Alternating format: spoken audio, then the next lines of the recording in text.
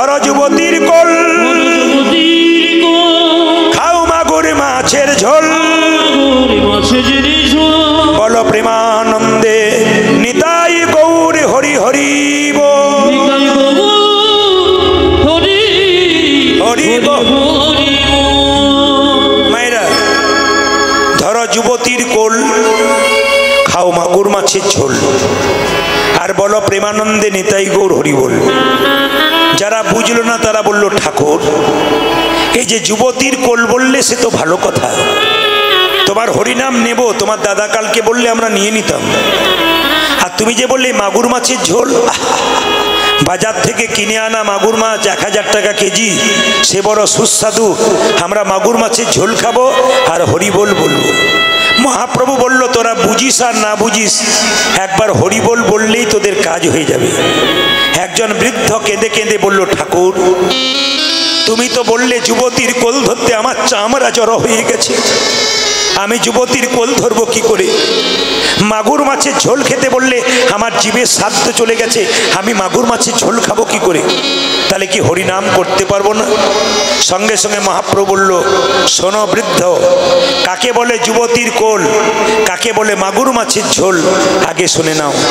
মায়েরা যুবতী কাকে বলে? সাধারণ ব্যাপারে আপনারা কি ভাবেন মেয়েদেরকে যুবতী বলে? যুবতীর কোল ধরতে হবে, তত্ত্ব বলল ওই যুবতী নয়।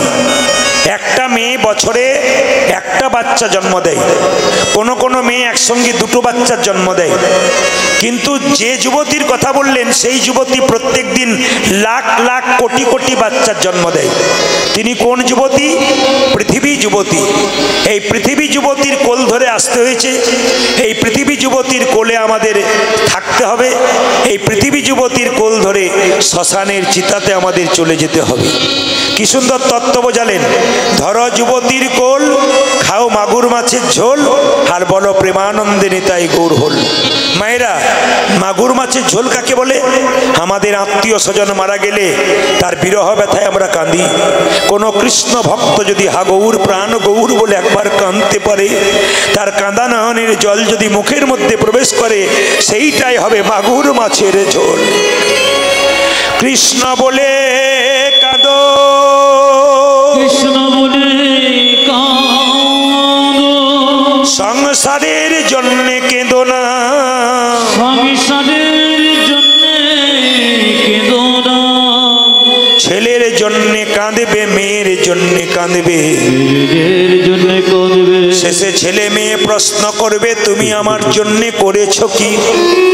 আপনি বলবেন যার জন্য করি চুরি সে কি না বলে চোর। কিন্তু জেনে নিন মায়েরা, সংসারের জন্য যখন কাঁদবেন তখন দেখবেন আপনার চোখ থেকে জল পড়বে, সেই চোখের কোণ দিয়ে পড়বে জলটা, দেখবেন। আবার দেখবেন সেই জল মুখের মধ্যে প্রবেশ করবে, নোনা নোনা ভাব লাগবে, সেই জল স্পর্শ করবেন, গরম লাগবে। কিন্তু কেউ যদি সংসারে সমস্ত কাজকর্ম করে সন্ধ্যাবেলায় গোবিন্দের মন্দিরে একবার কৃষ্ণ বলে কাঁদতে পারে, তবে তার নয়নের জল নয়নের কোণ দিয়ে পড়ে না, সেই জল নয়নের মাঝ দিয়ে পড়ে। সে জল স্পর্শ করলে গরম লাগে না, শীতল লাগে। কৃষ্ণ বলে কাঁদো মা, সংসারের জন্য কেঁদো না, সংসারের জন্য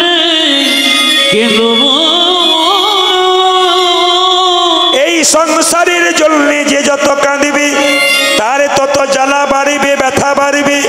ভগবানের জন্য কাঁদো, দেখো তোমার শান্তি আসবে। নিতাই চাঁদ বলল বাহ ভাই তুমি কি সুন্দর বোঝালে। বৃদ্ধ ব্যক্তি বলল তুমি আমাকে এত সুন্দর বোঝালে, যুবতীর কোল মাগুর মাছের ঝোল, আমি হরিনাম করব। বৃদ্ধ ব্যক্তি হরিনাম করতে লাগলো। প্রথম উদ্দেশ্য হচ্ছে প্রথম উদ্দেশ্য হচ্ছে যে কলির জীবকে উদ্ধার করা।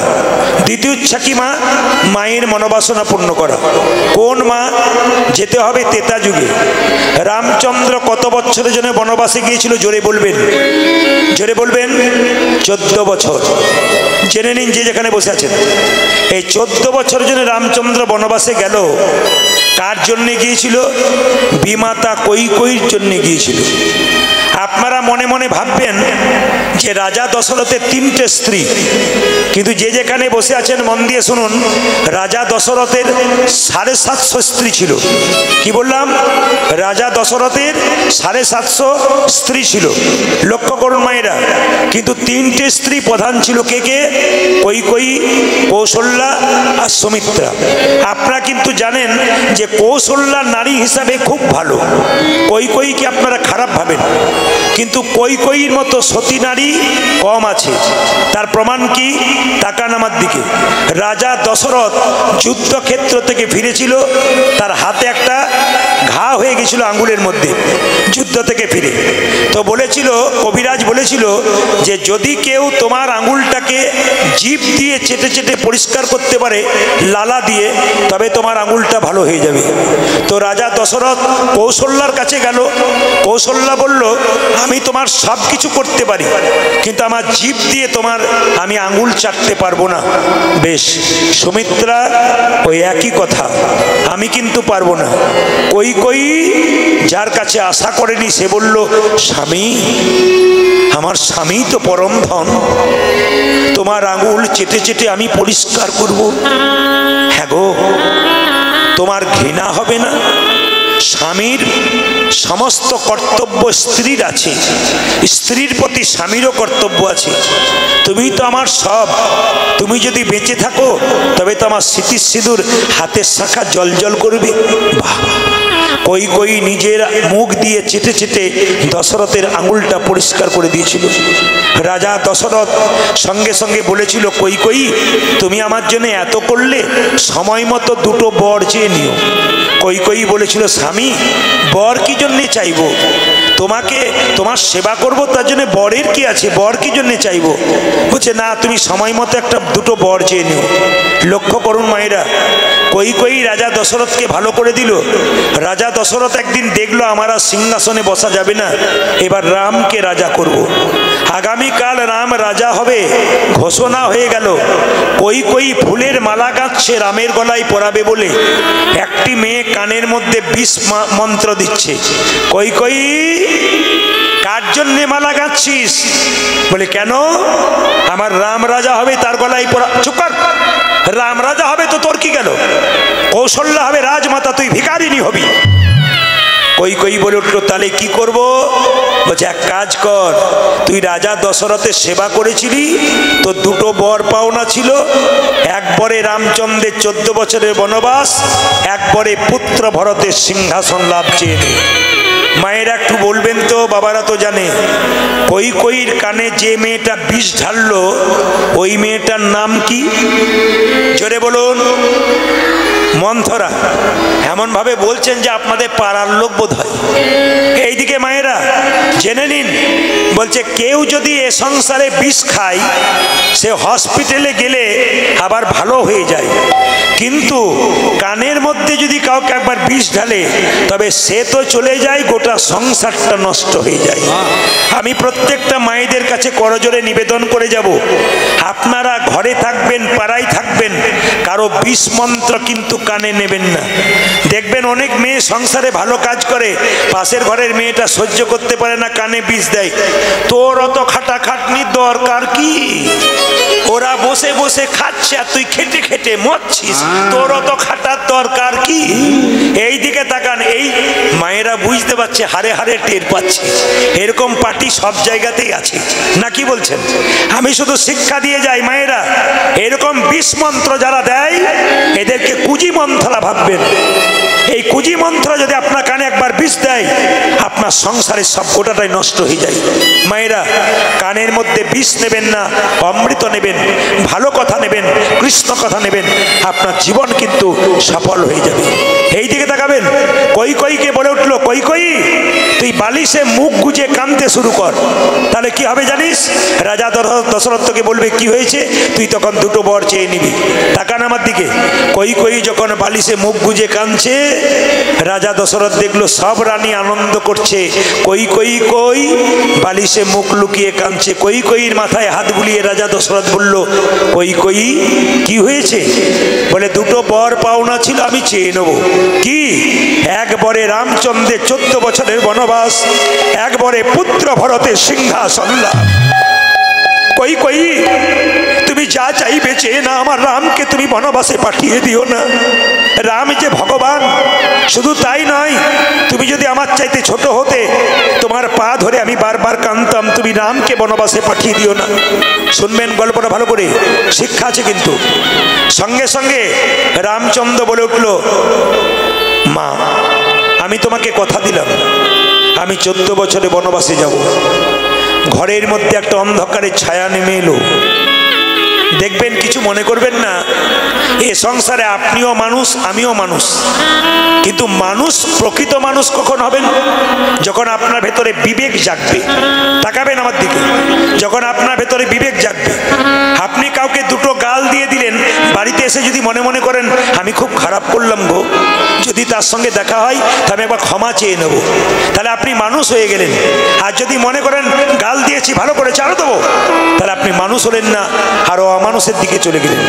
কৈকেয়ী কিন্তু কুজি মন্থরা কথায় বনবাস চেয়েছে, রাত্রিবেলায় সারারাত্রি বসে বসে কাঁদছে। ভগবান অন্তর্যামী ভক্তের কান্না সহ্য করতে পারে না। রামচন্দ্র রাত্রি 12টার সময় দরজায় ধাক্কা দিচ্ছে।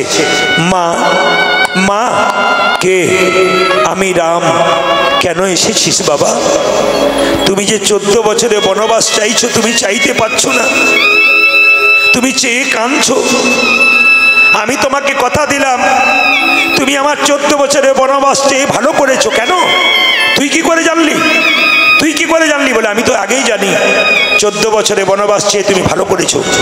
তুমি যদি আমায় বনবাসে না পাঠাও, বনে কত সাধুগুরু বৈষ্ণব অপেক্ষা করছে আমার চরণ পাবার জন্যে, তারা আমার চরণ পাবে না। আমাকে তুমি পাঠিয়ে দিয়ে ভালোই করেছো। বলো মা, তুমি আমার মাথায় হাত দিয়ে কথা দাও, তুমি আমার 14 বছরের বনবাস কাল সকালবেলা একবার আমার বাবার কাছে চাইবে। আমি চাইব, তোর মঙ্গলের জন্য সব চাইব। মায়েরা, কৈকেয়ী চেয়েছিল, কিন্তু রামচন্দ্র তাকে সমর্থন করেছিল বলে, এই জন্য কৈকেয়ী কিন্তু বড় জায়গায় রয়ে গেছে।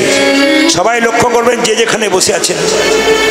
সকালবেলায় যখন রামচন্দ্র বনবাসে যাবে, মাঝে সীতা, পেছনে কে? লক্ষণ। কৌশল্যা বলল, রাম আর তো তোকে দুধ খাওয়াতে পারবো না, এক বাটি দুধ তুই খেয়ে যা বাবা। যেই না এক বাটি দুধ খাওয়াতে যাবে, কৈকেয়ী দুধের বাটিটা কেড়ে নিয়ে বলল, চুপ কর, ছেলেকে দুধ খাওয়াবে? দুধের বাটি আমি কেড়ে ফেলে দিলাম। সঙ্গে সঙ্গে রামচন্দ্র মনে মনে ভাবলো, মা এই জায়গাতেই তুমি ভুল করে ফেললে, তোমাকে শাস্তি একদিন পেতে হবে। রামচন্দ্র 14 বছরের জন্য বনবাসে গেল। ভরত তখন সংসারে ছিল না, মামার বাড়িতে ছিল, বাবার বাড়িতে ছিল না। সে যখন খবর পেল ছুটে এলো, কৈকেয়ীকে বলল, তোমাকে মা বলবো না 14 বছর, তোমাকে রাক্ষসী বলবো। যে আমার ভগবানের মতো দাদাকে বনবাসে পাঠিয়ে দিয়েছে, তাকে মা বলা তো দূরের কথা, রাক্ষসী বলবো তোমাকে আজ থেকে। মায়েরা, ভরত কৈকেয়ীকে 14 বছরের জন্য মা বলে নাই, রাক্ষসী বলেছিল। যেদিন থেকে রামচন্দ্রকে বনবাসে পাঠিয়েছে কৈকেয়ী, সেদিন থেকে মুখ লুকিয়ে লুকিয়ে কাঁদছে। ওরে রাম, তুই যখন 14 বছর পর বনবাস থেকে আসবি, আমি এক হাতে নেব, বাম হাতে নেব বিষের ভাণ্ড, ডান হাতে নেব নবনীর ভাণ্ড। তুই যদি আমায় মা বলে ডাকিস, আমি নবনীর ভাণ্ডটা তোর মুখে তুলে দেবো। আর যদি মা বলে না ডাকিস, তবে বিষের ভাণ্ডটা মুখে দিয়ে তোর চরণ তলে প্রাণ বিসর্জন করব। তবু তো ভাববো ভগবানের চরণে আমার মৃত্যু হয়েছে। মায়েরা সবাই লক্ষ্য করুন, রামচন্দ্র 14 বছর পর বনবাস থেকে আসছে। বিমাতা কৈকেয়ী বাম হাতে নবনীর বিষের ভাণ্ড, ডান হাতে নবনীর ভাণ্ড নিয়ে গাইতে গাইতে যাচ্ছে। কি গাইছে? জয় জয় রঘুপতি রাঘব। সবাই গাইবেন, জয় জয় রঘুপতি রাঘব, রাজা রাম পতিত পাবন সীতারাম। উলধ্বনি। যিনি ভগবান তিনি মা চেনেন, ছুটে এলেন, এসে বললেন, মা তুমি কেমন আছো? বিমাতা কই কই নবনীর ভাণ্ড ফেলে দিয়ে বিষের ভাণ্ড রামের মুখে দিলেন। রামকে বললেন, রাম তুই আমায় কথা দে, আমার গর্ভে জন্ম নিয়ে আমার স্তনদুগ্ধ পান করে তুই আমার মনের বাসনা পূর্ণ করবি। রামচন্দ্র বলল, মা গো এ যুগে তো হবে না, আগামী দা পরে কংসের কারাগারে আমি হব কৃষ্ণ, তুমি হবে দৈবকী, তোমার গর্ভে জন্ম নেব, তোমার স্তনদুগ্ধ আমি পান করতে পারবো না। যেদিন আমি বনবাসে যাচ্ছিলাম আমার কৌশল্যা মা আমাকে এক বাটি দুধ দিয়েছিল, তুমি দুধের বাটিটা কেড়ে নিয়েছিলে, তাই তোমাকে আমি অভিশাপ দিলাম, তোমার গর্ভে জন্ম নেব, তোমার স্তনদুগ্ধ আমি পান করতে পারবো না। মায়েরা সঙ্গে সঙ্গে বলে উঠল, দৈবকী, কোনো মা যদি সন্তান জন্ম দেয়, সেই সন্তান যদি কেউ কেড়ে নিয়ে চলে যায় কিংবা সন্তান যদি মারা যায়, মায়ের স্তনদুগ্ধ আপনা আপনি ঝরে পড়ে। দেবকী বলল, হ্যাঁ রে ওগো রাম, বলে কি না, আমার স্তনদুগ্ধ যখন ঝরে পড়বে মাটিতে ওটার কি অবস্থা হবে? রামচন্দ্র বলল, ওই যে তোমার যে স্তনদুগ্ধ মাটিতে পড়বে সেই মাটি থেকে কলিযুগে চিরের মালসা তৈরি হবে। হরি বল, সেই মাটি থেকে কলিযুগে চিরের মালসা তৈরি হবে। কথা দিলাম মা, এ যুগে তো পারলাম না, পরের জন্মে কলিযুগে তুমি হবে সচিমাতা, আমি হব গৌর হরি। যেদিন নদিয়ায় গৌরাঙ্গ হব, ভগবান কৃষ্ণ কুরুক্ষেত্রের যুদ্ধে পঞ্চপাণ্ডবের পক্ষে গ্রহণ করলো, 100 ভাইয়ের পক্ষে যুদ্ধ করলো না কেন? একদিন নারদ মুনি কৃষ্ণকে প্রশ্ন করছে, প্রভু তুমি 5 ভাইয়ের পক্ষ হয়ে যুদ্ধ করলে, 100 ভাইয়ের পক্ষ হয়ে যুদ্ধ করলে না কেন? সঙ্গে সঙ্গে কৃষ্ণ বলল, তোমাকে কথায় উত্তর দেবো না, তোমাকে কাজে উত্তর দেবো। বলে কি? হ্যাঁ দেখো, তোমাকে 3টে ফুলের মালা দিলাম, তোমাকে 3টে ফুলের মালা দিলাম, এই 3টে ফুলের মালা নিয়ে গিয়ে তুমি এক কাজ করো, 100 ভাইয়ের দাদা দুর্যোধনের কাছে যাও, ওকে জিজ্ঞেস করেছো তোমাদের মধ্যে উত্তমকে, তারপরে একটা মালা পরাবে, তোমাদের মধ্যে মধ্যমকে, তারপরে একটা মালা পরাবে, তোমাদের মধ্যে অধমকে, তারপরে একটা মালা পরাবে। সবাই লক্ষ্য করুন মায়েরা, নারদ মুনি কি করেছে? 3টে ফুলের মালা নিয়ে চলল কোথায় না, শত ভাইয়ের দাদা দুর্যোধনের কাছে। মায়েরা নারদকে চেনেন তো? নারদের হাতে কি থাকে? বীণা। নারদের ঢেকি হলো বাহন, তাই নারদ কি করছে? 3টে ফুলের মালা নিয়ে চলল কোথায়? সোজা শত ভাইয়ের দাদা দুর্যোধনের কাছে। নারায়ণ। 100 ভাইয়ের দাদা দুর্যোধনের বড় অহংকার ছিল। কি ব্যাপার মুনিবর, তোমাদের কাছে এলাম মালা দিতে, তোমাদের মধ্যে উত্তমকে? দুর্যোধন বলল, আমি 100 ভাইয়ের দাদা দুর্যোধন, আমি হলাম উত্তম, যদি মালা পরাবে তবে আমার গলায় পরাও। মধ্যমকে? আমার মেজ ভাই দুঃশাসন, ওর গলায় একটা মালা পরো। অধমকে? বলে আমার এখানে অধম নাই, আমার এখানে অধম নাই। একজন মেথর পায়খানা পরিষ্কার করে, ওই লোকটা রাস্তা দিয়ে হেঁটে যাচ্ছে, সঙ্গে সঙ্গে দুর্যোধন দেখিয়ে বলছে, নারদ ওই লোকটা অধম, লোকের পায়খানা পরিষ্কার করেছে। তখন মেথরটা বলল, দুর্যোধন কিছু মনে করো না, আমার চাইতে তোমার মা আরো বেশি অধম। বলে কেন? আমি যার পায়খানা পরিষ্কার করেছি, তোমার মা 100 ভাইয়ের পায়খানা পরিষ্কার করেছে, তোমার মা আরো অধম। হরি বল। যেই না বলে দিয়েছে, রেগে গিয়ে পালিয়ে গেছে, আর দুর্যোধন তাকে মারতে গেছে, ধরা পেল না, 3টি ফুলের মালা ফেরত নিয়ে এলো। কেন? উত্তম পেল, মধ্যম পেল, অধম পেল না। ভগবান বলেছিল, আমি উত্তমের পক্ষ লাভ করি না, আমি মধ্যমের পক্ষে যাই না, আমি অধমের পক্ষে যাই। অধম পেলে মালা দেবে। 3টি ফুলের মালা নিয়ে ফিরে এলো। কৃষ্ণ বলছে, হ্যাঁ গো, উত্তম পেয়েছো? হ্যাঁ। মধ্যম পেয়েছো? হ্যাঁ।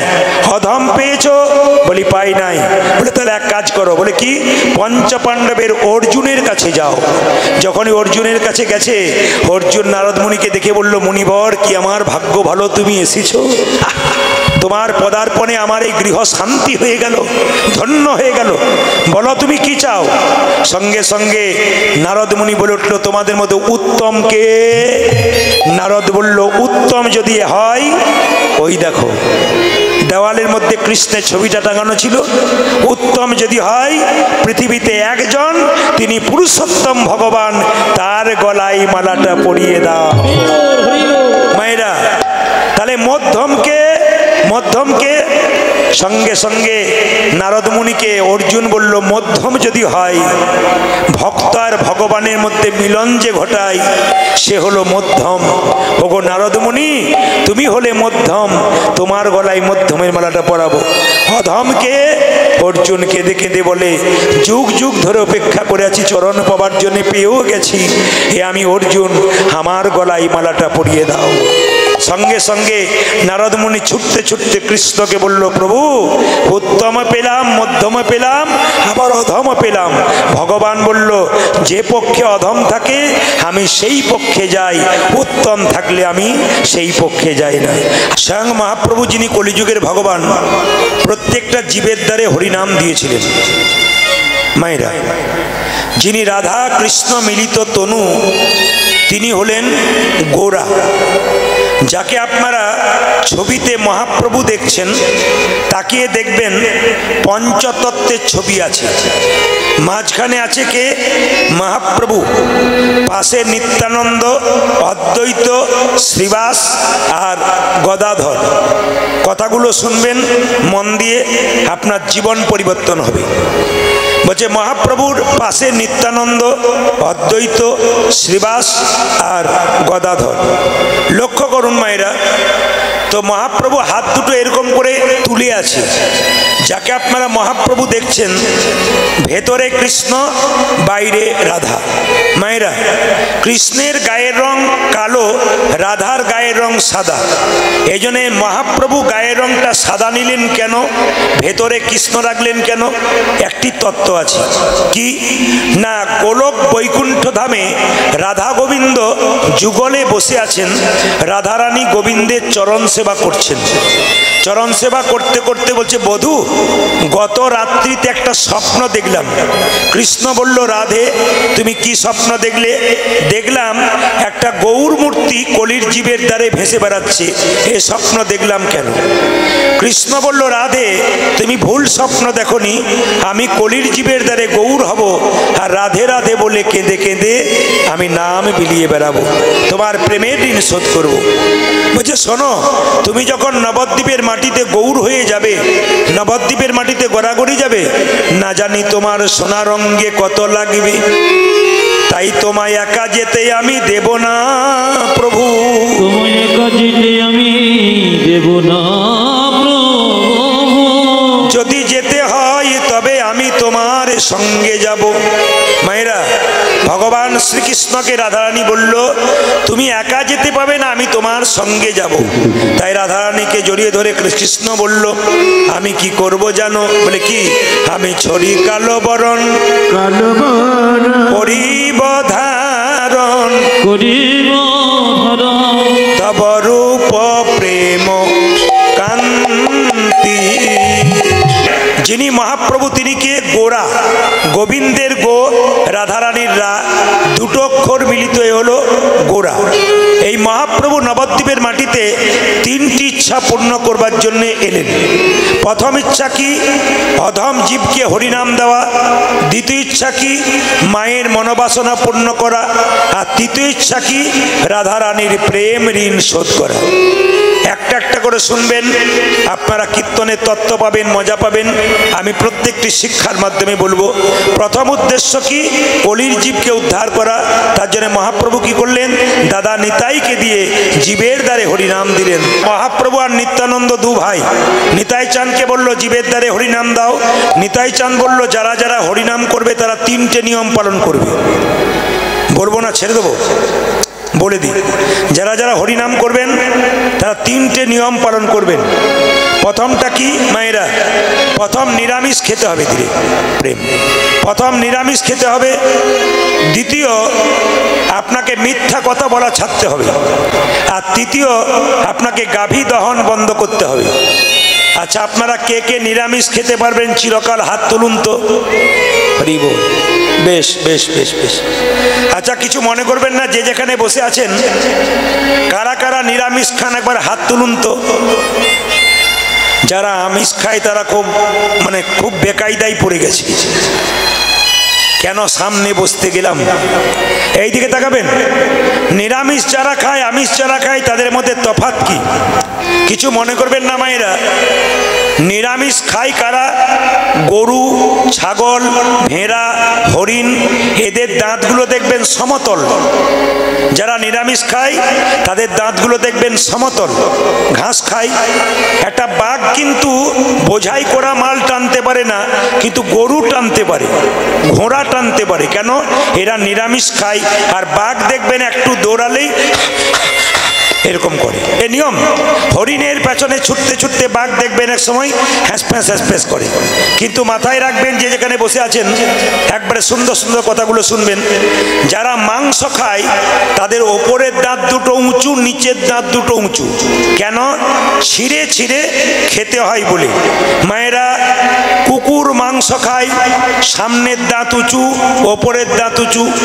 আচ্ছা, বাঘ মাংস খায়, সামনের দাঁত দুটো, পেছনে নিচের দাঁত উঁচু। বিড়াল মাংস খায়, সামনের দাঁত দুটো উঁচু, নিচের দাঁত উঁচু। মানুষ কি খায়? মানুষের সামনের দাঁতগুলো কেমন? অনেকে পরীক্ষা করে করে দেখছে, আমি খাই তাহলে আমার উঁচু ওঠে নাকি। এইদিকে তাকাবেন, এইদিকে এইদিকে। আমাদের দাঁতগুলো সমতল, ওপরে নিচে কোনো উঁচু নিচু নেই। গরুর যেমন, ঘোড়ার যেমন, আমাদের দাঁত কিন্তু সেরকম। তাই আপনাদের কাছে নিবেদন রইল, প্রকৃতপক্ষে আমাদের কিন্তু নিরামিষ খাওয়াটাই উচিত। কিন্তু কিছু মনে করবেন না, যে গাড়ি পেট্রোলে চলে তাকে যদি ডিজেল দেওয়া হয়, সেই গাড়ির কি অবস্থা হয়? জোরে বলুন, সে গাড়ির কি অবস্থা হয়? যে গাড়ি পেট্রোলে চলে তা যদি ডিজেল দেওয়া হয়, ইঞ্জিন থেকে ধোঁয়া বের হয়। ঠিক সেরকম আমাদের যদি নিরামিষ খাওয়া দরকার, যদি কেউ আমিষ খায় তবে তার কি হয়? উল্টো ফল হয়। এই জন্য দেখবেন যারা নিরামিষ খায় তারা কেমন? বট গাছের মতো, ধীরে ধীরে বাড়ে, বহুদিন পরে মরে। আর আমিষ খায় এরা কেমন? কলা গাছের মতো, হুড় হুড় করে বাড়ে আর বেটা হুড় হুড় করে পড়ে। এই জন্য বারবার বলে রাখি, অনুকূল ঠাকুর বলেছেন, যে যত ভোগী সে তত রোগী, যে তত ত্যাগী সে তত নিরোগী। ত্যাগ যদি করতে পারবেন জীবনে সফলতা অর্জন করবেন। আর যদি আপনি ত্যাগ করতে না পারবেন, ভোগ করবেন, তবে তাড়াতাড়ি যাবার পথটা পরিষ্কার হয়ে যাবে। নিতাই চাঁদ বলল, নিরামিষ খেতে হবে। ও মায়েরা, সপ্তাহে প্রতিদিন না খেলেও কোনগুলো খাবেন একটু বলে দিয়ে যায়। গুরুবার, বৃহস্পতিবার প্রতিটি বাড়িতে নিরামিষ হওয়া দরকার। অমাবস্যার দিনে কোনো বাড়িতে মাছ, মাংস, ডিম হওয়া উচিত নয়। পরিষ্কার জেনে নিন, একবারে পুরো নিরামিষ হওয়া দরকার। যদি অমাবস্যার দিনে আপনি আমিষ খাচ্ছেন, আপনি পাপ ঢোকাচ্ছেন বাড়িতে। পূর্ণিমার দিনে আপনাকে বাড়িতে নিরামিষ করতে হবে। একাদশীর দিনে কেউ যদি একাদশী পালন করতে নাও পারে, বাড়িতে অন্তত তাকে নিরামিষ খাওয়া দরকার আছে। জন্মাষ্টমী, রাধাষ্টমী, রামনবমী, বিশেষ বিশেষ তিথিগুলোতে প্রত্যেকটি বাড়িতে নিরামিষ হওয়া দরকার। আগে স্কুলে ভর্তি হতে শুরু করুন, দেখবেন আস্তে আস্তে আপনি পরিবর্তন হয়ে যাবেন। আপনি জায়গায় ঢুকবেন তবে তো কাজ করতে পারবেন। এই জন্য আপনাদের কাছে নিবেদন রইল, নিরামিষ প্রতিদিন যদি কেউ খেতে না পারেন, বিশেষ বিশেষ দিনগুলো নিরামিষ করুন, আপনার জীবন কিন্তু সফল হয়ে যাবে। যেমন কয়েকজন গুরুমন্ত্র নিতে এসেছে, জিজ্ঞেস করছে মাছ মাংস খেতে পাবো তো? মানে আগে জিজ্ঞেস করে নিচ্ছে যে খেতে পাবো কিনা। আপনাদের কাছে নিবেদন রইল, বাবা যে যেখানে বসে আছেন মন দিয়ে শ্রবণ করবেন। নিতাই চাঁদ বলল, নিরামিষ খেতে পাবে না। সঙ্গে সঙ্গে মায়েরা, যেই না বলেছে নিরামিষ খেতে পাবে না, কলির জীব বলল, নিতাই চাঁদ এখান থেকে পালিয়ে যাও, নইলে তোমার ঠ্যাং ভেঙে দেবো বলে দিলাম। নিতাই চাঁদ ভয়ে পালিয়ে যাচ্ছে। দ্বিতীয়টা কি? মিথ্যে কথা বলা ছাড়তে হবে। এইদিকে দিনের মাথায় 100টার মধ্যে 99টা মিথ্যে কথা বলি। কিরকম? ঈশ্বরচন্দ্র বিদ্যাসাগর একটা বই আছে, বইটার নাম হচ্ছে বর্ণ পরিচয়। ওই বইতে লেখা আছে, সদা সর্বদা সত্য কথা বলতে হয়। ছেলে সকাল থেকে 9টা পর্যন্ত একই লাইন পড়ছে, সব সময় সত্য কথা বলতে হয়, সব সময় সত্য কথা বলতে হয়। এক সময় রাস্তাতে খেলা করছে, একজন পাওনাদার জিজ্ঞেস করছে, খোকা তোর বাবা বাড়িতে আছে? বলছে একবার বাড়িতে গিয়ে দেখে আসি। যেই না বাড়িতে গিয়ে দেখতে গেছে, হঠাৎ দেখতে পেল তার বাবা বলল, কি হলো খোকা? বলে পাওনাদার তোমাকে ডাকছে।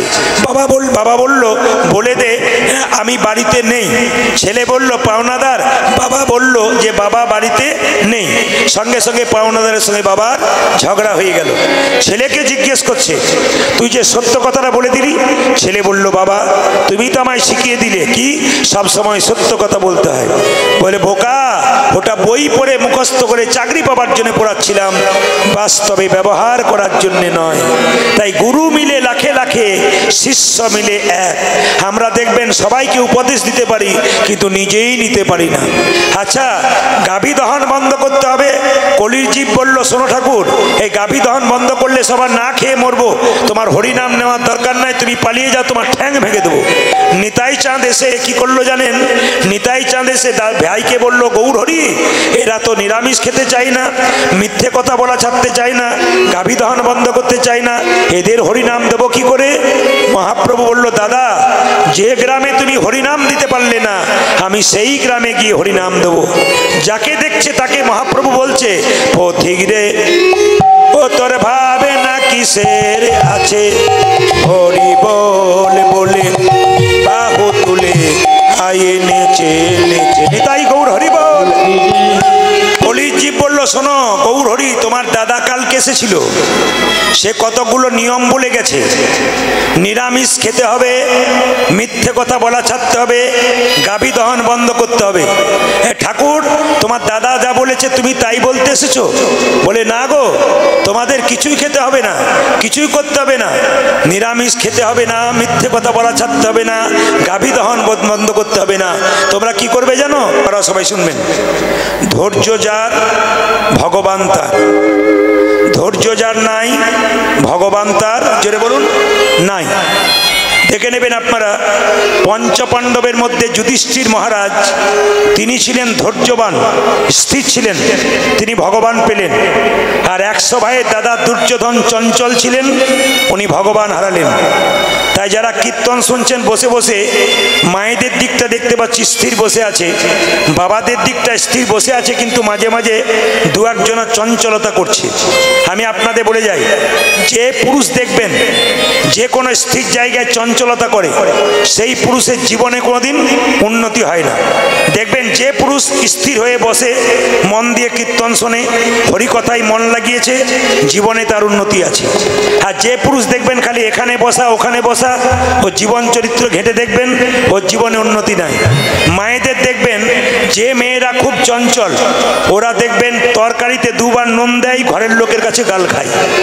আবার দেখবেন সবজি কাটতে গিয়ে আঙুল কেটে ফেলে। কেন?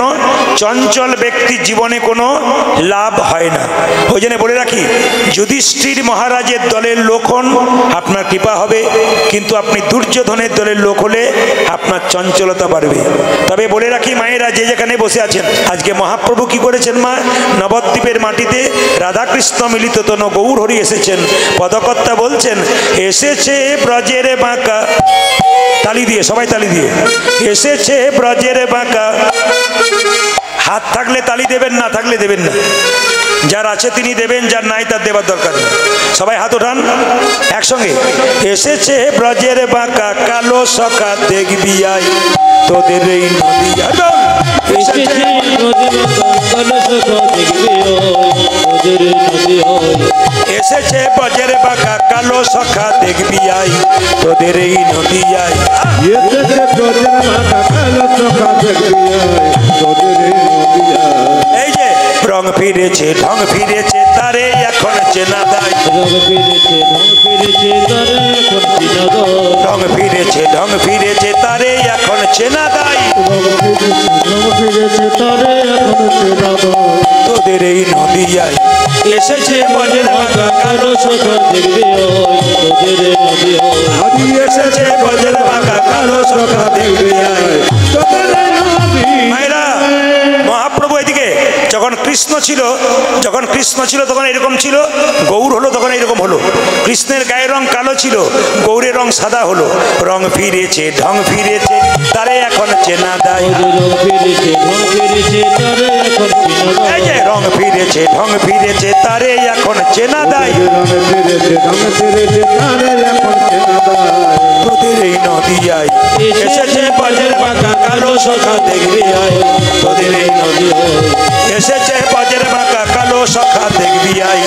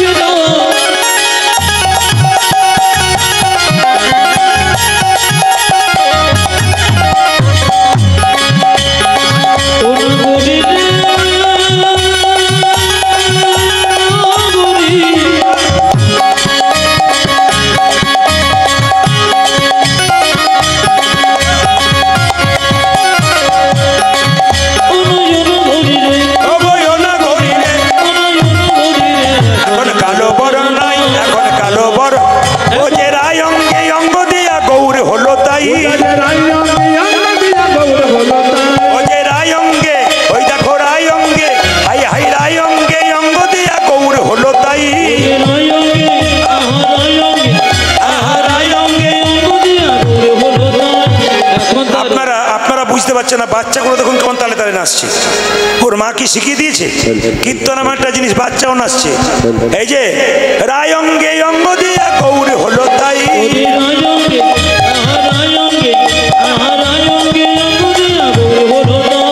এখন তারে যাই না চেনা, এখন তারে যাই না চেনা, চেনা বড় বিষম দায়ী আমাদের নদী। হরি বল। এসেছে বজ্রের মাথা কালো সখা দেখবি আই, তোদের এই নদী আই। এসেছে বজ্রের মাথা কালো সখা দেখবি আই। বাঁশিটা কোথায় গেল? প্রেমেতে ঋণী হয়েছে, প্রেমেতে ঋণী হয়েছে, হাতের বাঁশি কেড়ে নিয়ে বিদায় দিয়েছে। আহা মোহন বাঁশি, ওই যে হাতের বাঁশি, ওই দেখো মোহন বাঁশি, ওই দেখো হাতের বাঁশি কেড়ে নিয়ে বিদায় দিয়েছে।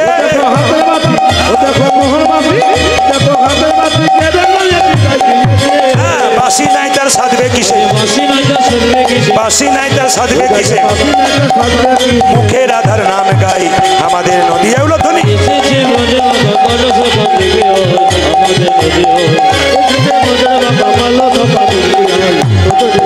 এই যে যিনি এই গানটা লিখেছেন তিনি কে? যিনি এই গানটা লিখেছেন দাস বিশ্বরূপে কয়, দাস বিশ্বরূপে কয়, কলিযুগে অবতীর্ণ চৈতন্য গোসাই, কলিযুগে অবতীর্ণ চৈতন্য গোসাই, হরি হরি হরি বলে, হরি হরি হরি বলে, হরি হরি হরি বলে, হরি হরি হরি বলে ধুলাই গড়া গড়ি যায় আমাদের নদী। ওটা বলে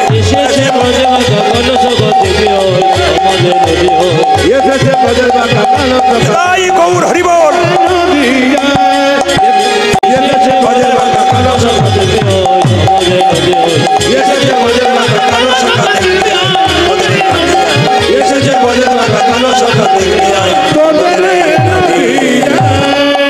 রাধা রানী কি, শ্যাম সুন্দর কি, মদন মোহন কি।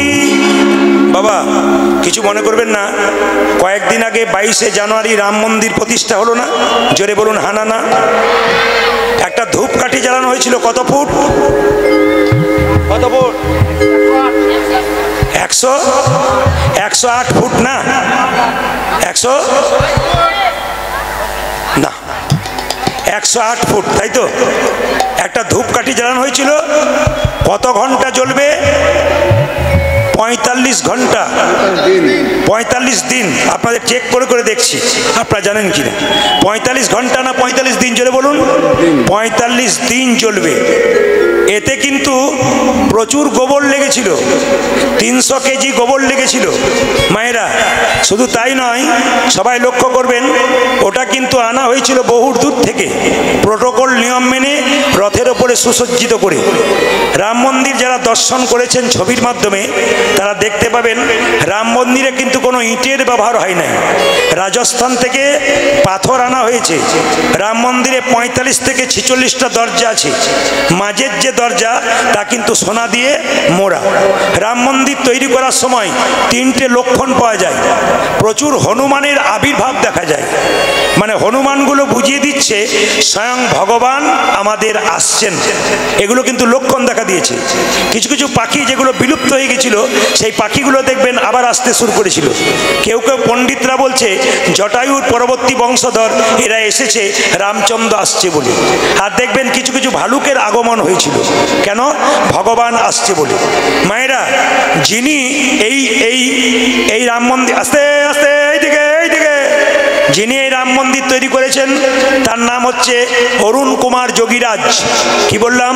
অনেকে জানা আছে অরুণ কুমার যোগীরাজ। দেখবেন আপনার নেটে সার্চ করে, যিনি রাম মন্দির তৈরি করেছেন, রাম মূর্তি তৈরি করেছেন, তিনি হচ্ছেন অরুণ কুমার যোগীরাজ। তাকে দেখবেন আপনারা। শুধু তাই নয়, সেই ইন্ডিয়া গেটের মধ্যে যে নেতাজি সুভাষচন্দ্রের মূর্তিটা আছে, ওই মূর্তিটা পর্যন্ত অরুণ কুমার যোগীরাজ করেছে। অরুণ কুমার যোগীরাজের স্ত্রীর নাম হচ্ছে যোগিতা যোগীরাজ। তিনি একটা দামি কথা বলেছেন যে আমি ভাগ্য ফলে স্বামী পেয়েছি। এই যে এখনকার মেয়েরা তো সংসারে স্বামীকে বলে আমার মতো মেয়ে বলে তোমার সংসার করেছিল, নইলে দেখ।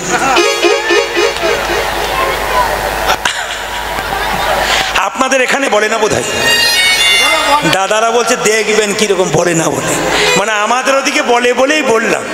আবার এইদিকে আবার দু চারজন বলে দুটো ছেলের মা হয়ে গেছি বলে, নইলে দেখতে কোন দিন আমি পালিয়ে যেতাম, তোমার সংসার করা ছেড়ে দিতাম। নিবেদন আপনাদের সামনে, বাবা কিছু মনে করবেন না, মায়েদের একটি স্বভাব ভালো আছে, কি বলুন তো, ধরুন এত শাড়ি দিচ্ছেন, এত কাপড় দিচ্ছেন, এত জিনিস দিচ্ছেন, কালকে ধরুন বিয়ে বাড়ি আছে, স্বামী বলছে চলো না বিয়ে বাড়ি থেকে ঘুরে আসি, স্ত্রী কি বলছে, আমার তো ভালো শাড়ি নয়। এরা মনে মনে ভাবছে আপনি ভেতরের কথাটা ধরতে পেরেছেন। না না, ভেতরের কথা না ধরতে পারলে কীর্তন করব কি করে? সবাই তাকাবেন আমার দিকে, যে যেখানে বসে আছেন। অরুণ কুমার যোগীরাজের স্ত্রী যোগিতা যোগীরাজ বলছেন, আমি ধন্য করে স্বামী পেয়েছি। কেন? এই স্বামী 6 মাস ধরে, অরুণ কুমার যোগীরাজ 6 মাস ধরে রামমূর্তি তৈরি করেছিলেন। 6 মাস বিছানায় শুই নাই, সাধুর মতো জীবনযাপন করেছে। তাকিয়ে নেবেন, 6 মাস বিছানায় শুই নাই, সাধুর মতো জীবনযাপন করেছে। 6 মাস ভাত খাই নাই, 6 মাস ফল আহার করেছিল। শুধুই কি একজন পুরুষ এত ভালো ভালো কাজ করতে পারে? তবে মায়েরা, একজন পুরুষ বড় হবার পেছনে একজন নারীর কিন্তু দায়িত্ব আছে। নারী যদি নারীর মতো হয় তবে পুরুষ এগিয়ে যায়, আর নারী যদি আনারী হয় পুরুষ নিচে নেমে যায়। প্রমাণ কি নেবেন? তাকান আমার দিকে। বিল্লমঙ্গল ঠাকুর ব্রাহ্মণের ছেলে, পতিতা মেয়ে চিন্তামণি, তার পেছন পেছন তাকে সাহায্য করেছিল বলে বিল্লমঙ্গল বৃন্দাবনে রাধা গোবিন্দের চরণ লাভ করতে পেরেছিল।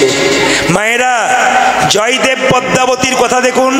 পদ্মাবতীর মতো নারী জয়দেবের পেছনে ছিল বলে জয়দেব কি পেয়েছিল? রাধা গোবিন্দের চরণ পেয়েছিল। বাবা শুনে নিন, রামকৃষ্ণদেবের স্ত্রী তিনি হচ্ছেন সারদা মা। তিনি যদি না থাকতেন তাহলে রামকৃষ্ণদেব কোনোদিন পরমহংসদেব তৈরি হতে পারতেন না। নারীর অবদান কিন্তু খুব বেশি আছে। আমরা 365 দিনের মধ্যে 320 দিন কীর্তন করি, এতদিন বাইরে থাকি, আমাদের স্ত্রীরা আমাদের সাহায্য করে বলে আমরা বাইরে বেরোতে পেরেছি। মায়েরা সবাই তাকাবেন, শুধু তাই নয়, চণ্ডীদাস পদকর্তা হতে পারতো না যদি রামীর মতো মেয়ে না থাকতো। ওই জন্য বারবার বলবো, নারীকে নারীর মতো হতে হবে। একটা কথা আপনাদের বলে যায়, যে যেখানে বসে আছেন, একজন নারী ধ্বংস হবার পেছনে 3টে কারণ। একজন নারী সংসারে ধ্বংস হবার পেছনে 3টে কারণ। ভালো করে কান দিয়ে শুনে নিন। কালকে পর্যন্ত আমি আছি, পরশু আর পাবেন না, কথাগুলো মেনে চললে জীবন সুন্দর হবে। একজন নারী 3টি কারণে ধ্বংস হয়, শেষ হয়ে যায়। জেনে নিন আপনারা। যে মেয়েটা স্বামীর সঙ্গে মুখে মুখে তর্ক করে, সেই মেয়েটার সংসার খুব তাড়াতাড়ি ধ্বংস হয়। কি বললাম? যে মেয়েটা স্বামীর সঙ্গে সংসারে মুখে মুখে তর্ক করে, সেই মেয়েটা সংসার তাড়াতাড়ি ধ্বংস হয়।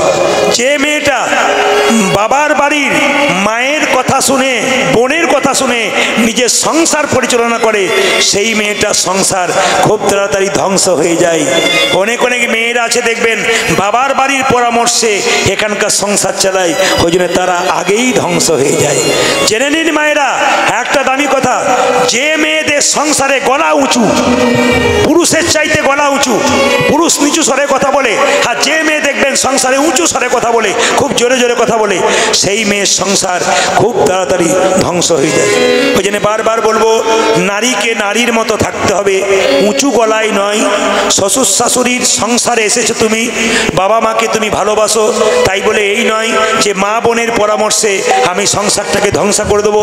এই সংসার তোমার, অন্য কারো নয়। তাই সংসারকে সুন্দর রাখুন, কৃষ্ণ ভজন করুন, আপনাদের জীবন সুন্দর হয়ে যাবে। আপনাদের তাই বলে রাখি, সবাই মিলে হাত তুলে একবার গাইবেন, প্রেমানন্দে মেতে সবাই মিলে একসঙ্গে হরি বল বলবেন। কিভাবে?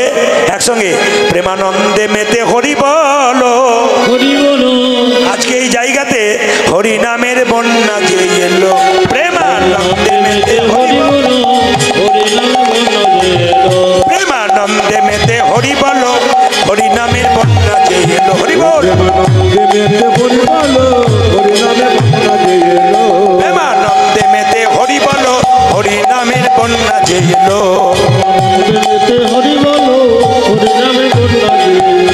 এমন বন্যা দেখি নাই শুকনাতে তলায়, ডুবলো দেশের নর নারী, জাতির বিচার নাই। এমন বন্যা দেখি নাই। শুকনো চিকনয় শুকনো দেশে নদ নদী যাতে এই যে হরিনামার বন্যাতে জল আসে না, শুকনোতে তলায়। এমন বন্যা দেখি নাই শুকনোতে তলায়, তুল্য দেশের নর নারী জাতির বিচার নাই। এমন বন্যা দেখি আরে দেখো হরিদাস, দেখো হরিদাস, দেখো হরিদাস কাজীর ছেলে সেও বুঝি ডুবলো ভাই। হরিদাস হ্যাঁ হ্যাঁ দেখো হরিদাস দেখো হরিদাস কাজীর ছেলে সেও প্রেমানন্দে মেতে হরি বলো, হরি নামের বন্যা জেগেলো। প্রেমানন্দে মেতে হরি বলো, প্রেমানন্দে মেতে হরি বলো।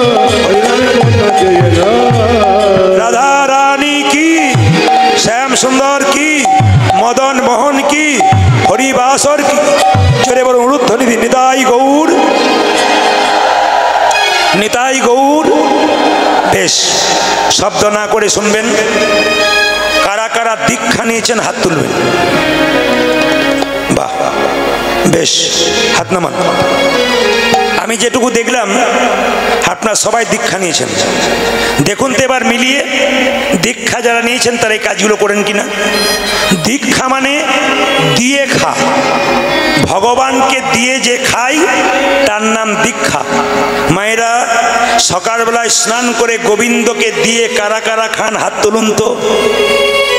হরিবাসরের বাবাদের দিকটা কিন্তু নেমে আছে, বাবাদের দিকটা উঠাতে পারে নাই বলে সকালবেলায় দিতে পারি না বাবা, কাজের চাপে চলে যাই সংসার থেকে কাজ করতে।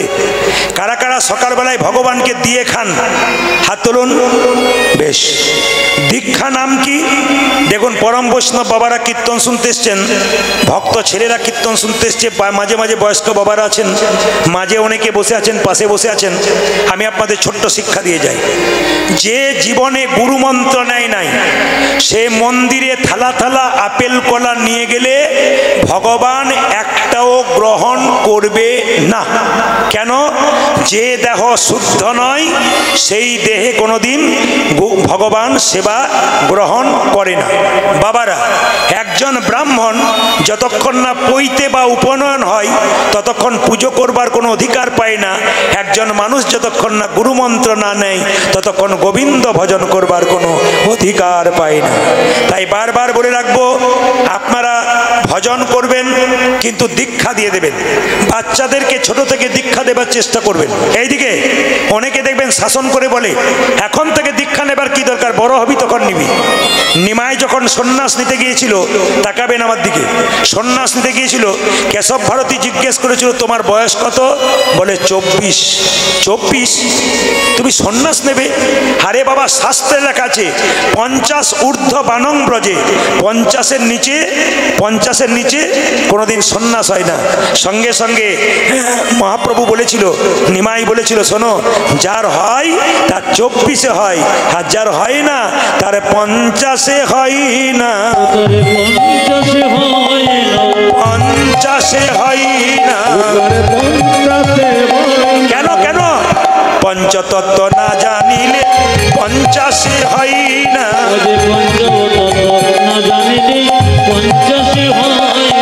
পঞ্চতত্ত্ব না জানিলে 50-এ হয় না।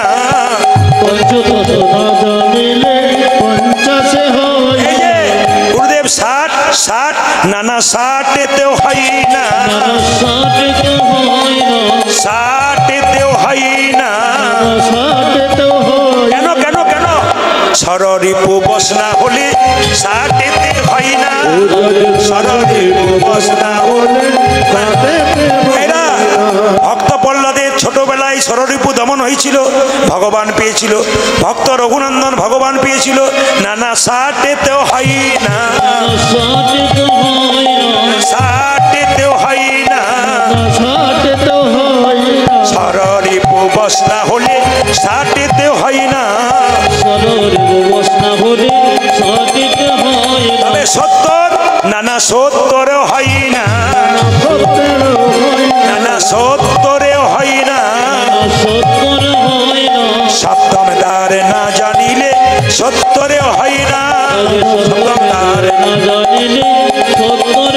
এই যে নিমায় 80 নানা 80-তেও হয় না,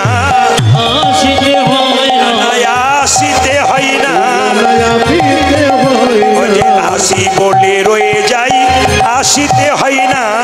আছি বলে রয়ে যায়, আসিতে হয় তবে 90 না না 90 হয় না, 90 হয় না, না 90 হয় না। 90 নববিধা ভক্তি না জানিলে 90 হয় না। আরে নববিধা ভক্তি বিনা 90 হয় না, তবে 100 না না 100তেও হয় না, একই সাথে হয় না না, না 100তেও হয় না। শতে শতে মেলা চাই 100তে হয় না, সাথে সাথে না হইলে একই সাথে হয় না না শতে শতে মেলা চাই 100তে হয় না। সাথে সাথে বলা যায়, একসাথে হয় না, তবে 120 হয় না, বলে 120 হয় না, 120 হয় না, 120 হয় না। কেন কেন? বিষয় বাসনা না থাকিলে 120 হয় না, বিষয় বাসনা না, থাকিলে 120 হয় না, বিষয় বাসনা থাকলে পরে 100তেও হয় না, বিষয় বাসনা থাকলে পরে।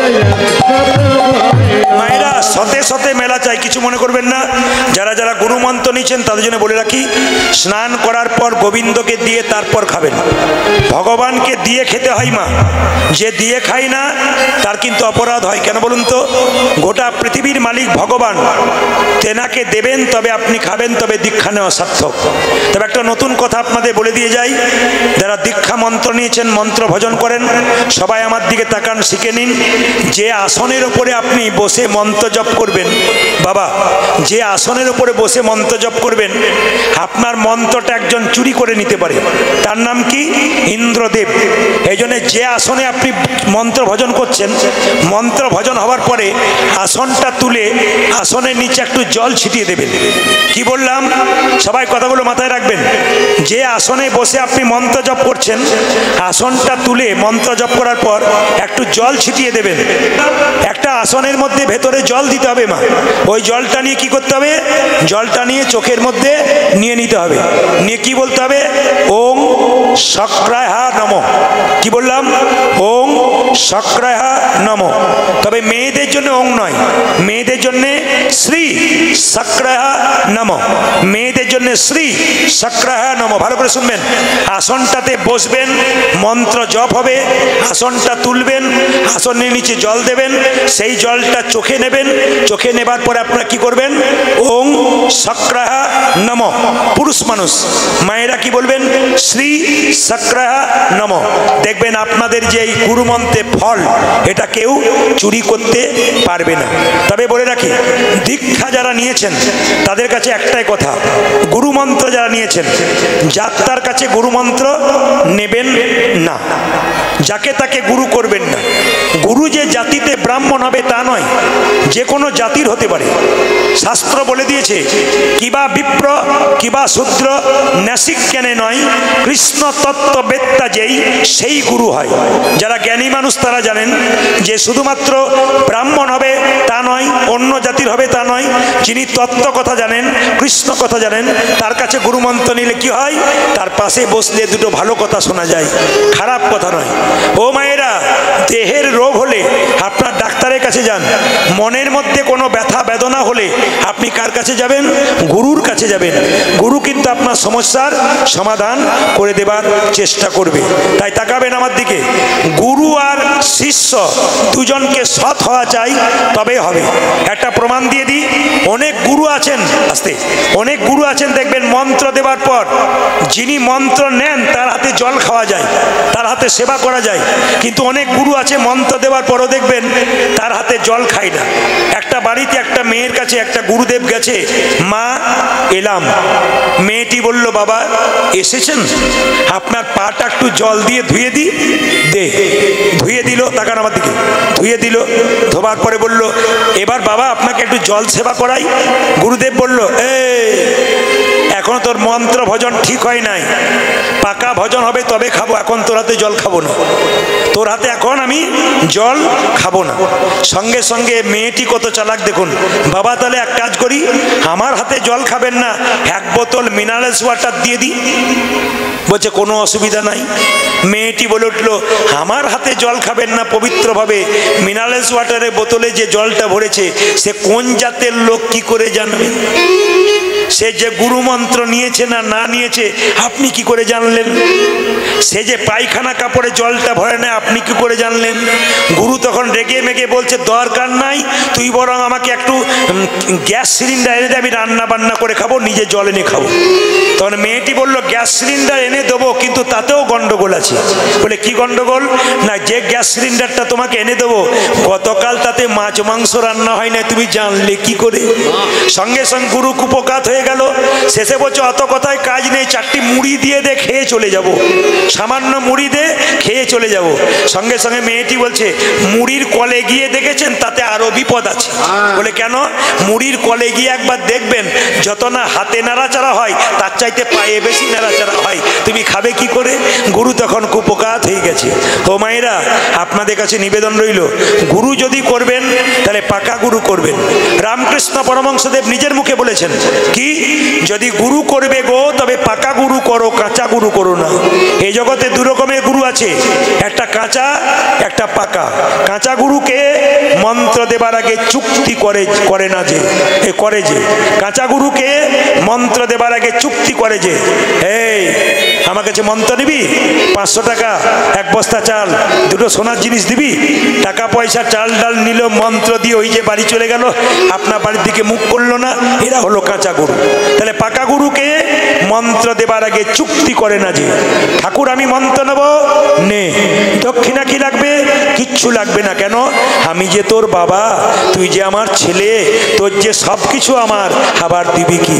না ঠাকুর, কিছু তো দিতে হবে, তবে দিবি তুই তোর ভক্তিটুকু আমার চরণতলে দে, ব্যাস তোর কৃপা হয়ে যাবে। যিনি পাকা গুরু তিনি প্রতি বছর আপনার বাড়িতে এসে আপনাকে পরীক্ষা করে দেখবে আপনি যে মন্ত্রটা দিয়ে পেয়েছেন ঠিক ঠিক ভজন করছেন কিনা। সবাই মিলে ভক্তি ভরে আপনারা সবাই একটু করজোরে বসুন, একটু গেয়ে নিন সবাই একসঙ্গে। দাদা ভাইরা যারা আছেন বাবু হয়ে বসুন, মায়েরা যারা বসে আছেন সবাই মিলে একটু প্রার্থনা গান করে নিন সন্ধ্যাবেলায়।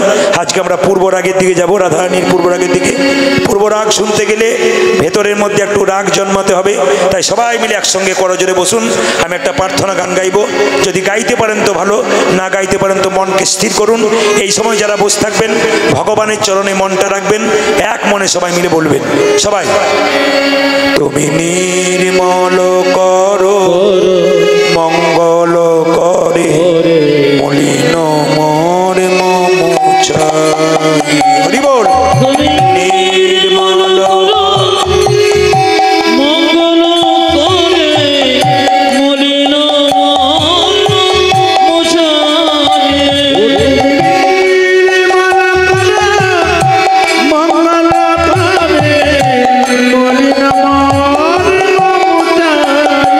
তুমি নির্মল করো মঙ্গল করে মলিন মোর মম চাই। তুমি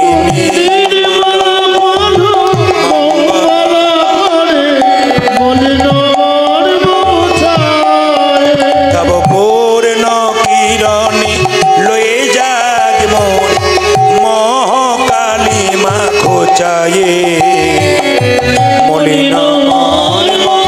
সবাই মিলে ভক্তি ভরে নির্মল উলধ্বনি, মায়েরা উলধ্বনি।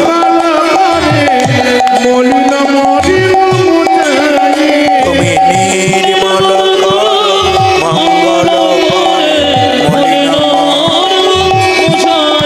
তুমি নির্মল করো মঙ্গল করে মলিন। বাবা আজকে আপনাদের হরিবাসরটা তৈরি হয়েছে, দেখতে খুব ভালো লাগছে। কেন বলুন তো? আজ আপনারা কি সুন্দর স্থির হয়ে বসে আছেন, ভগবানের কাছে প্রার্থনা করছেন, তুমি নির্মল করো মঙ্গল করে। আমার হৃদয়ের মধ্যে যত ময়লা আছে প্রভু তুমি সব দূর করে দাও তোমার মঙ্গলময় হাত দিয়ে। তব পূর্ণ মায়েরা সবাই মিলে একসঙ্গে আবার একবার হাত তুলে গান। তুমি নির্মল কর মঙ্গল করে মলিন মর্ম মোছাই, তুমি নির্মল করো মঙ্গল করে মলিন মর্ম মোছাই, পূর্ণ কিরণে লয়ে যাগ মন মহাকালী মা ঘোচায়ে মলিন মর্ম মোছায়ে মঙ্গল করে নির্মল কর মঙ্গল করে মলিন মর্ম মোছায়ে, তুমি নির্মল করো মঙ্গল করে মলিন মর্ম মোছাই। এই যে এই গানটি একজন ভক্ত ভগবানের কাছে গাইছে। ভগবান বলছে তুই নিশ্চয়ই বিপদে পড়েছিস। বিপদে না পড়লে কেউ কখনো ভগবানকে ডাকি? হ্যাঁ প্রভু, আমি বিপদেই পড়েছি। লক্ষ শূন্য লক্ষ বাসনা ছুটিছে গভীর আধারে, জানি না কখন ডুবে যাবে কোন আকুল গরল পাথারে। হরি বল। আজ লক্ষ শোনো লক্ষ বাসনা ছুটিছে গভীর আহারে, জানে না কখন ডুবে যাবে আকুল গরল পাথারে। মায়েরা, লক্ষ শূন্য লক্ষ বাসনা। কিছু মনে করবেন না, আপনাদের গ্রাম থেকে পাশের গ্রাম যাচ্ছেন, একটা শিব মন্দির, মন্দিরটা দেখলেন, মন্দির ফেটে জল পড়ছে, বাবার দিকে ওইদিকে লক্ষ্য নেই, কিন্তু বাবার মন্দিরে গিয়ে বারবার বলছেন হে প্রভু আমাকে গাড়ি দাও, বাড়ি দাও, টাকা দাও, পয়সা দাও। তোমার প্রতি লক্ষ্য নাই, তোমার কাছে লক্ষ লক্ষ বাসনা।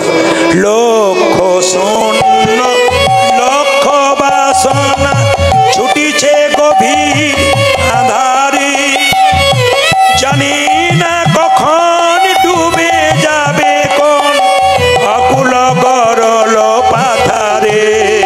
আজ লক্ষ শূন্য লক্ষ বাসনা ছুটিছে গভীর আধারে, জানি না কখন ডুবে যাবে অকুল গরল পাতারে। তুমি বিশ্ব বিপদ হন্তা, প্রভু দাও রুধিয়া পন্থা। তুমি বিশ্ব বিপদ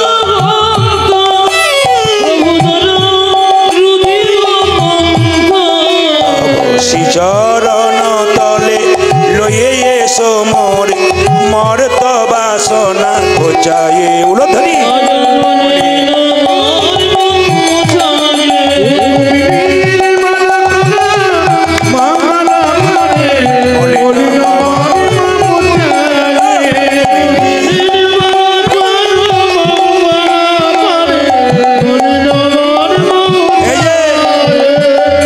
ভগবান বলছে তুই আমাকে বাবা বললি, ভক্ত বলছে সত্যি তুমি বাবা? বলে কেন? এই দিয়ে তাকাবেন, রাস্তা দিয়ে পেরিয়ে যাচ্ছেন, একটা পুকুরে একটা বাচ্চা ছেলে পড়ে গেল। যদি বাচ্চা পড়ে যায় মায়েরা কি করবেন? আরে কাজ ছেলে জলে পড়ে গেল। যদি সেই ছেলেটা অন্য কারো না হয়ে আপনার হয়, আপনি নিজেই জলে ঝাঁপিয়ে তুলবেন।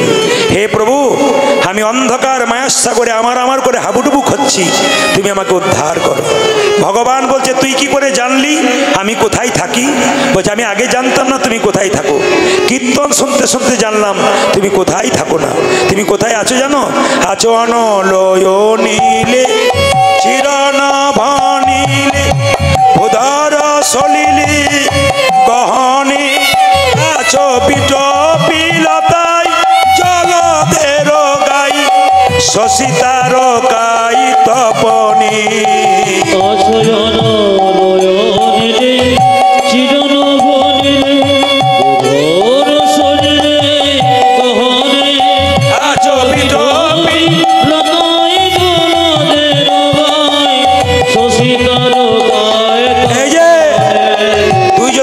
এত জায়গায় আমি আছি তুই দেখতে পাস না কেন? আমি নয়নে বসন বাঁধিয়া বসে আধারে মরি গো কাঁদিয়া। আমি নয়নে বসন মরি আধারে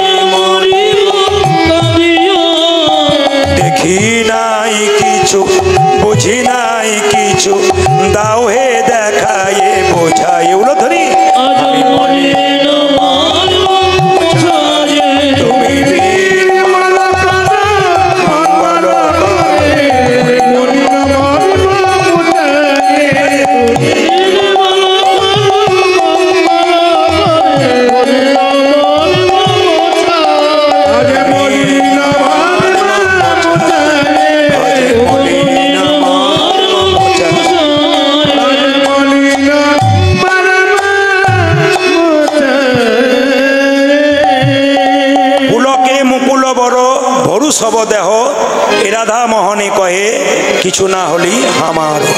সবাই মিলে হাত তুলব রাধা রানী কি। একসঙ্গে হাত তুলে আমরা যাব রাধা নাম গাইতে গাইতে, সবাই মিলে রাধা কা নাম একসঙ্গে হাত তুলুন, একসঙ্গে হাত তুলুন, সুন্দর সবাই সুন্দর করে। বাহ, আজকে যেন মনে হচ্ছে আমি আস্থা চ্যানেলে আছি, আস্থা চ্যানেলে। হাত তুলুন সবাই, বাহ বাজাও। সবাই একসঙ্গে হাত তুলবেন তাহলে তাহলে।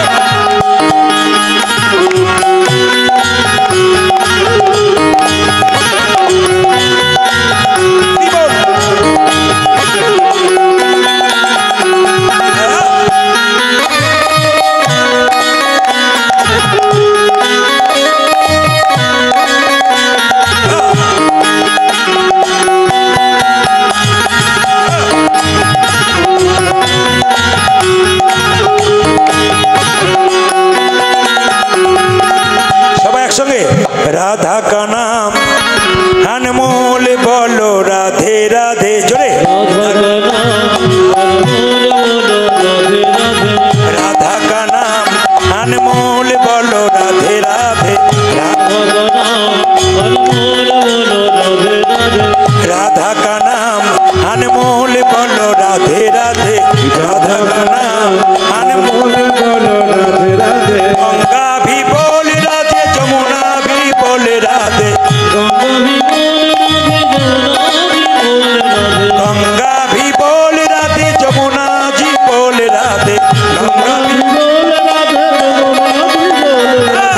राधा का नाम अनमोल बोलो राधे राधे।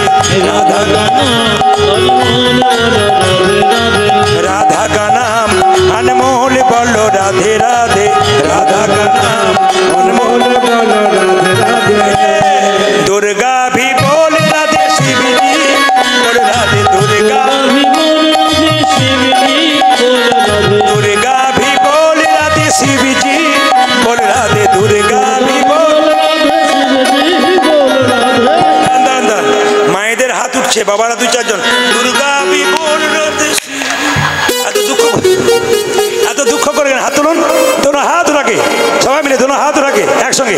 गंगा भी बोल राधे, जी बोल राधे। गंगा भी बोल राधे, जमुना जी बोल राधे। राधा का नाम अनमोल बोलो राधे। राधा का नाम, राधा का नाम।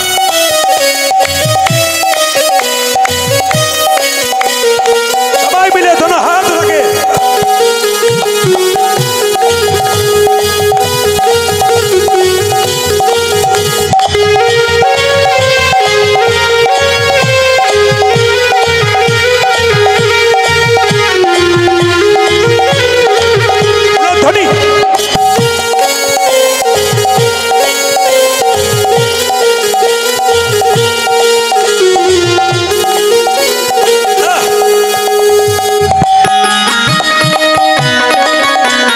दुर्गा भी बोल राधे, शिव जी बोल राधे। दुर्गा भी बोल राधे, शिव जी बोल राधे। दुर्गा भी बोल राधे, शिव जी बोल राधे।